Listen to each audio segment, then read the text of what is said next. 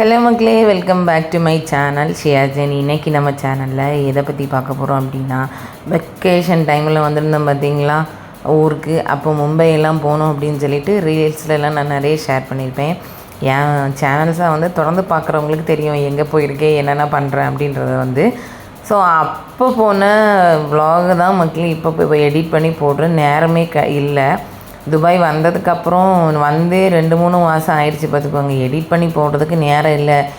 அதாவது 2 நாள் லீவ் இருக்கும் பார்த்துக்கோங்க. அந்த 2 நாள் லீவ்லேயும் நல்லா கலந்து உறங்கிடுறது. ரொம்ப டயர்டு மக்களே. வேலைக்கெல்லாம் போயிட்டு ஒரு வேலை வீட்டிலேருந்து செய்யணுன்னா அவ்வளவு தூரத்துக்கு கஷ்டமாக இருக்குது பார்த்துக்கோங்க. சரி, அதான் இன்றைக்கி நான் என்னென்னா கொஞ்சம் சீக்கிரமாக எழுமிட்டேங்க. சரி, காலையில் உட்காந்து கொஞ்ச நேரம் தூக்கம் வராமல் இருந்தால் அதனால் வீட்டில் இருக்க வேலையிலையும் கடன்னு முடிச்சுட்டு நான் என்ன பண்ணிட்டேன்னா, இன்னும் எப்படியாவது ஒரு வீடியோவை எடிட் பண்ணி போடணும் அப்படின்னா இன்றைக்கி நான் உடனே ஒரு கொஞ்சம் வீடியோலாம் இருந்தெல்லாம் எடிட் பண்ணி போட்டேன் மக்களே. அதாவது மும்பையில் கொஞ்சம் இடங்களை சுற்றி பார்த்தேன். அந்த விலாகை தான் இதில் போடுறேன். நிறைய நேரம் போட்டாலும் உங்களுக்கு போர் அடிச்சிடும் பார்த்தீங்களா. அதனால் ஒரு 2 பார்ட்டாக போல் பிரித்து போடு. ஏன்னா பார்த்துட்டு பிடிச்சா கண்டிப்பாக சப்ஸ்கிரைப் பண்ணுங்கள் மக்களே. எத்தனை பேர் மும்பை போயிடுறீங்க அப்படின்னு கீழே கமெண்ட்டில் சொல்லுங்கள். யூஸ்வலாக மும்பை பற்றி எனக்கு சொல்லணும் அப்படின்னா, எனக்கு பிடிச்சிருக்கா அப்படின்னு கேட்டால் நான் பிடிக்கும்னு சொல்லலாம், பிடிக்கலன்னு சொல்லலாம். அது ஒரு டைப்பாக எனக்கு இருக்குது. ஏன்னா நான் ரொம்ப எக்ஸ்பெக்ட் பண்ணி போனேன். என்னோடய எக்ஸ்பெக்டேஷன்ஸ் எதுவும் அங்கே இல்லையோ அப்படின்ற, இல்லை நான் ஒரு வேளை அந்த இடத்துக்கு நான் இன்னும் போகலையோ அப்படின்னா எனக்கு என்னதோ தோணுது. ஆக்சுவலாக அங்கே எங்கள் அம்மாவோட தங்கச்சி இருக்காங்க பார்த்துக்கோங்க, எங்கள் சித்தி. அப்போது அவங்க கூட அவங்க இருந்தனால தான் ஏன்னா நாங்கள் கல்யாணம் முடிஞ்சு பொதுவாக எங்கேயுமே போகல மக்களே. அவங்க அப்போ கூப்பிட்டே இருந்தாங்க, விருந்துக்கு வாங்க. எங்கள் ஊர் கன்னியாகுமரி மாவட்டத்துலலாம் கிட்டத்தட்ட விருந்துன்னே ஊரில் இருந்தோன்னா ஒரு 7 விருந்து மறு வீடு அப்படி இப்படின்னு. அது கன்னியாகுமரிக்காரங்கள்கிட்ட கேட்டால் தெரியும் பார்த்துக்கோங்க. நிறைய வீடுகளில் இருக்கும் மறு விருந்துன்னு.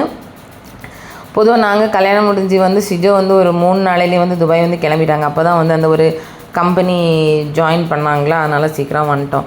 அந்த விருந்துக்காக தான் நாங்கள் அங்கே மும்பை போயிருந்தோம் மக்களே. அங்கே எங்கள் சித்தி வீட்டு இருக்கனால எங்களுக்கு நிறைய இடங்களை காட்டி தந்தாங்க.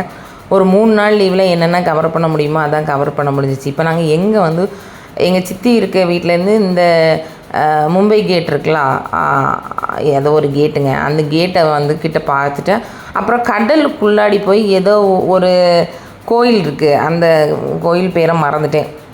அங்கே உள்ளே போய் பார்க்குறதுக்காக தான் நாங்கள் இங்கே கிளம்பி போகிறோம் பார்த்துக்கோங்க.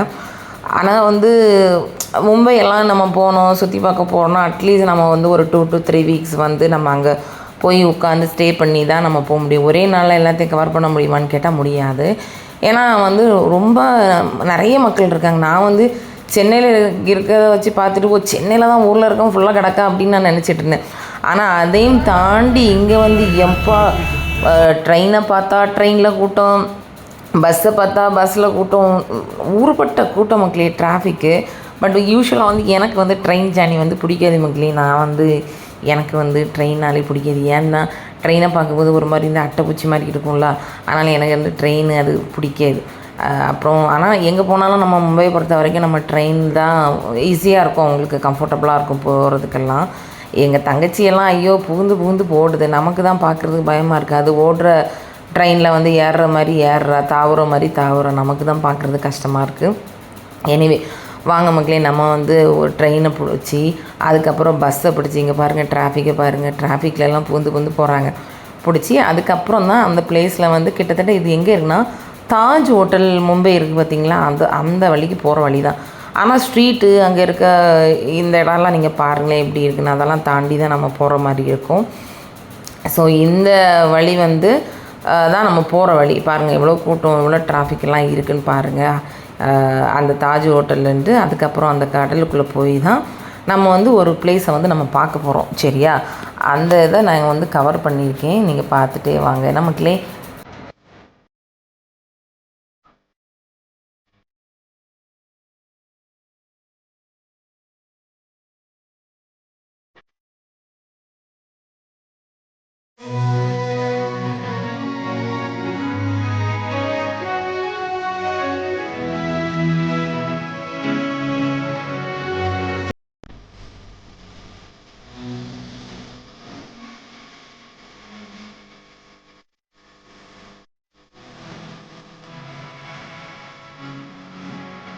ஒரு வழியாக நாங்கள் வந்து சேர வேண்டிய இடத்துக்கு இங்கே பாருங்கள் மும்பை கேட்டு வந்துட்டோமா.